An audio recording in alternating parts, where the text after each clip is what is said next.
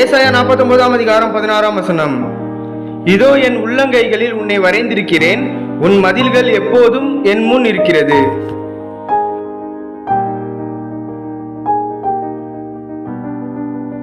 Isaiah chapter 49 verse 16. See, I have engraved you on the palms of my hands. Your walls are ever before me. Amen.